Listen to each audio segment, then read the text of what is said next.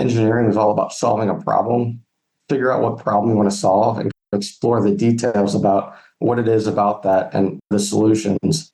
So, I mean, in this problem, it is protecting the OT environment. And to do that, you need to learn about what those components are and it works together. Welcome to the Industrial Cybersecurity Insider. In each episode, we dive into the world of industrial cybersecurity. Join us as we cover the latest trends, innovations, and practical insights as we talk with leaders and practitioners across the industry. Gear up and let's get into this week's episode.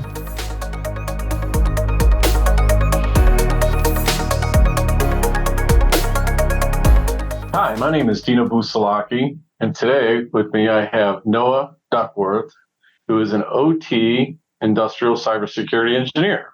Welcome. Thank you, Dino. It's a pleasure to be here. So tell us about your journey to get to this point. How long have you been doing it? And we'll talk a little bit about your education and the field that you entered and some of the technologies you've been working in, maybe even some of the verticals, environments, vertical industries you've been working in. So tell us what you're doing in regards to OT cybersecurity, maybe even how that relates to IT a little bit, but let's talk about the OT stuff. Yeah, so for about the last 2.5 years, I've been working in OT cybersecurity. It's been a lot about going in and learning the different environments and kind of how they are working interconnected with all the industrial machinery that is connected to the IT network. Let's talk about how nowadays a lot of the OT equipment is connected to the IT network, not always segmented, but it's kind of all interconnected. So we do a lot of going in and trying to understand how that's all working and kind of find vulnerabilities and different ways that it could be done better or set up and segmented better. And that's what I've been doing kind of for the last 2 years, along with asset inventory to get an understanding of what all is out there at all these different verticals, whether it's food and bev, rail, a whole bunch of different variety of stuff. Yeah. And how do you compare and contrast that a little bit to the IT stuff? Obviously, when you're working in these industrial environments, there is some IT participation and maybe even some tools are involved. Can you really kind of talk a little bit about what's different between OT and cybersecurity technologies and who are some of those vendors that provide that technology and how is that different from the IT stuff? Yeah, so for my experience, the IT stuff really stops for a lot of our clients at the IDF where they have Cisco switches and provide access to the OT equipment. So they're more about the actual network infrastructure on the IT side and kind of all the different endpoint protection for all of the IT workers and all of the rest of the business besides the manufacturing floor. And then so for the OT side, it's how all those different machines, the PLCs, HMIs, how those connect and operate over the network. And sometimes they're going over the IT network, how it's architectured. And then a lot of what we use is the intrusion detection and intrusion prevention systems on our side to get a better understanding of how the OT side is connected to the IT switches and the network infrastructure. Yeah. A little bit about EDR, right? For the endpoint detection response. When you're finding things like CrowdStrike and Sentinel-1 and other tools like that within the OT space running on HMIs, those are human machine interfaces, sometimes those don't fit very well down in that space because they're very disruptive. A lot of the IT tools can be disruptive to the control system space. I mean, that's what we see, right? When you're sitting down there doing what you're doing, what kind of impact do you see from these IT tools impacting that industrial plant floor production system? Well, along that point, one of the ones I see a lot too is a lot of the IT scanning along with the EDR. So they're trying to get the open ports and the open vulnerabilities, but they're hammering some of the OT equipment that should not be. So along that point, there should be OT specific endpoint protection like the TX1 product or just OT scanning like safe active query that should be used specifically in that environment. So there is less impact. Yeah. We witnessed that too, right? I mean, that's really relevant because sometimes it's a round peg, square hole. Somebody believes I have a cybersecurity tool. The vendors tell me I can use it in the OT environment. And what we're finding is that it doesn't match up. It's not apples to apples. It's apples and oranges. So what are some of those OT IDS platforms that you've been working with over the last couple of years? I would say the main one that I've worked with is Clarity, CTD, Continuous Threat Detection. They also have a cloud version is Xdome. And then there's additional companies like Nozomi, Cisco's Cybervision, just to name a few of them. There's a lot out there. TX1 as well. And are you seeing where the OT practices, the ecosystem, as I call it, right? Are they starting to get more involved and engaged in improving cybersecurity for the machine centers that they're providing? So, like safety, you got to make safe machines, but are you starting to see the OT ecosystem starting to play a bigger role in cybersecurity for the industrial arena?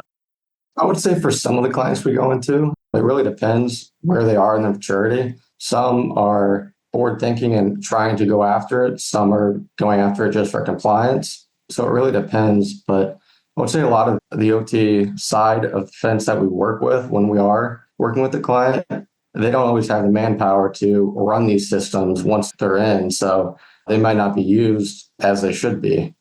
Right. Well, it's a net new ad, right? I mean, they're starting to see information that they haven't seen before in their environment, to their asset inventory, the vulnerabilities associated with those industrial assets. So it does take a different perspective in how you're going to improve your cybersecurity posture. So moving along. So what is it that you like about your work specifically? I mean, what is it that makes you want to do this?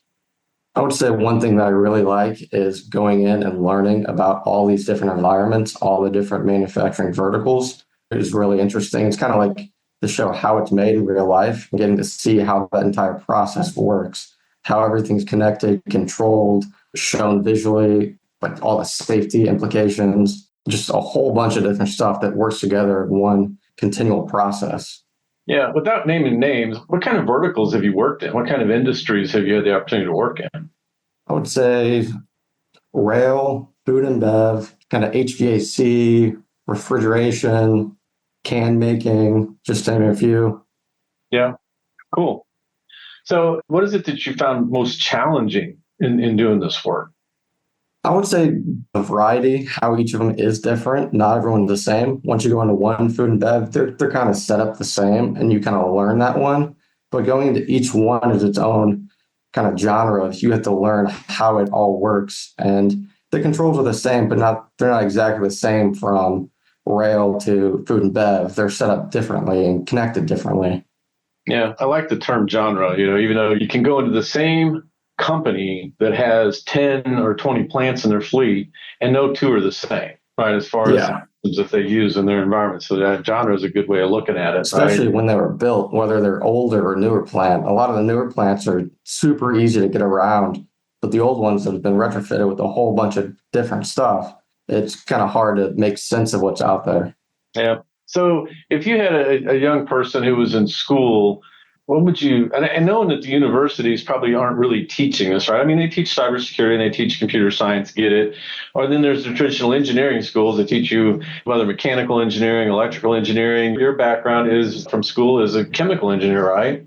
Yep. So when you think about going into these environments, which was an advantage for you being an engineer coming out of school because you got to do internships in manufacturing facilities, right? So you want to tell us a little bit about that? Yeah, so I did chemical engineering from Zoo.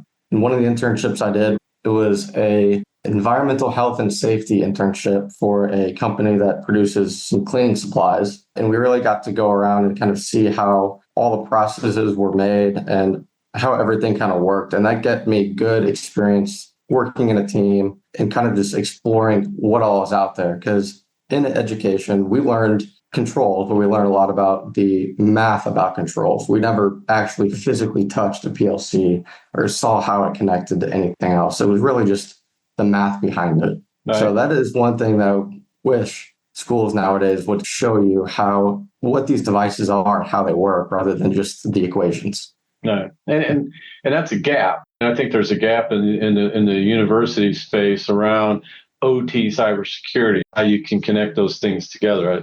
Something that we need to see growth in, right? Because this is a very fast maturing, growing industry, and we recognize there's not a lot of resources in this space, right? And so if you were talking to a young person that's getting ready to figure out what they want to do with their future, what would you say to them? I would just kind of say For me, the engineering is all about solving a problem, figure out what problem you want to solve, and explore the details about what it is about that and the solutions. So, I mean, in this problem, it is protecting the OT environment. And to do that, you need to learn about what those components are and it works together. Yeah. So looking forward, what is it that you're more interested in doing in your career as you continue down this path? I mean, where do you see yourself in 3 years, 5 years, 10 years from now? That is a great question. I haven't found one exact thing I want to hone in on. I've just been really enjoying learning all of the different aspects of, networking, cybersecurity, cloud space, VMs, just how everything works together because it all plays a part in a manufacturing plant. They have all of them.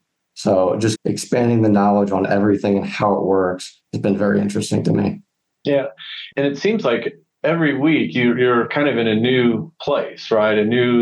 Whether it's a new industry or a new plant, looking at a whole different genre, using your words of system setup. I mean, it definitely is not boring, would be my guess, right? I mean, Yeah. it's not like sitting at a desk, working in an office or sitting at home. You're in the field. I mean, you go out there, put on your, what I call the uniform, which is your PPE, your personal protection equipment, and you're walking through a facility determining how are we going to secure these control system assets. Yeah. Yeah, that is one thing that I really like is how different every single week is and getting to go out in the field and explore inside those panels, seeing how it works, working with the different companies and seeing how they work as a company as well. Some work better together, some not so much. There's communication for some, there's not for the others. So it's been a great journey so far, and I'm excited for more. Yeah. So have you seen any gaps in the different verticals that you've been working in, as far as some that are doing better than others, that are further ahead in this journey? This might be an obvious answer, but in general, the ones that have compliance and are kind of required to, those are always kind of, whether it's like pharmaceuticals, because they're a very clean environment, that is a clean environment as well. So those ones that have like compliance, like regulations, I would say are further along. That's not always the case, but in general. Have you seen a lot of companies in this particular space working in the field doing what you're doing? Not necessarily. There's groups out there, but not exactly like what we're doing to the extent we haven't really came across a whole lot out there. So how are your clients receiving what you're doing? I mean, what has been a good case or a bad case of what you've witnessed when you've put these technologies in and you start uncovering this information? What kind of response are you getting from the client side? I would say there's a mix of some that are truly invested in the output and some that aren't. A lot of the invested ones are on the OT side. It's the controls engineer that sees all the information and is like, wow, this is really helpful, but I don't have time to do it myself. And then there's some that are doing it from compliance and are just doing it to do it because they have to do it. So I would say the OT guys prefer and like really appreciate the information and protection that they get over just kind of the I have to do it mindset. Yeah. We hear a lot about the whole IT OT convergence, that the fact that the plants are becoming more digitized. And now we're talking about AI and what's good and bad in regards to how AI can impact from a cybersecurity perspective. What kind of gaps are you seeing in between those organizations, right? I call it the IT OT collision because sometimes the relationships have not been very good. And we both know that IT doesn't spend an exorbitant amount of time on the plant floor and from an operational perspective. So what does that gap look like? Is it getting better? Some of the things that I've just seen is disconnect in communication, whether it's just like, so a lot of the OT guys want a lot of their stuff connected, but they don't normally plan and implement the IDF. So they don't have enough access ports. And so now they have a struggle if I can't connect my stuff. And that's IT that planned it. So, there's disconnect. And some of the clients that we go to, they're meeting for the first time, the OT and the IT guys sometimes. And so there's just not a whole lot of communication between the two, whether then it's just like the IT restricting the OT or the OT needing more, but it's not always communicated how they need more. I get it. Market sectors would say that 60+% of manufacturers out there still haven't, they're just beginning this entire journey, right? I mean, that's a big number when you think about 60%. And, maybe 30% are doing something, right? But not to the scale where they're either building out a practice or be able to get through all of their manufacturing facilities that they have. And then there's a very small percentage that actually has a strategy, and those IT/OT groups are working really, really well together to formulate a cybersecurity hardening posture, right, for their control system environment. And I'm going to ask this last question. So, if somebody young wanting to enter into this arena, what advice would you give them? There's a lot of people retiring, right? I mean, if you've heard the term peak 65, right? You're looking at one of them on the other side of the screen, where you have 4+ million people retiring every year for the next 3 or 4 years. That's 20+ million people leaving the workforce, right? And for every 2 that leave, only 1 and change are coming back in. So again, if you were looking to influence somebody to want to enter into this arena, which we need people, right? We need all we can get. How would you entice them outside the obvious of the money's pretty good, right?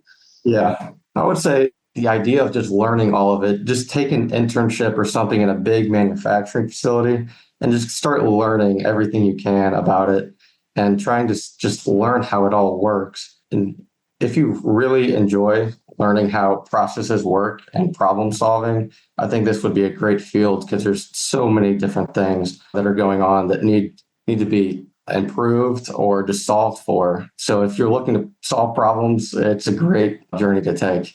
Yeah. Well, is there anything that you'd like to convey to the audience that I didn't ask you, or something that you think that's important to tell them?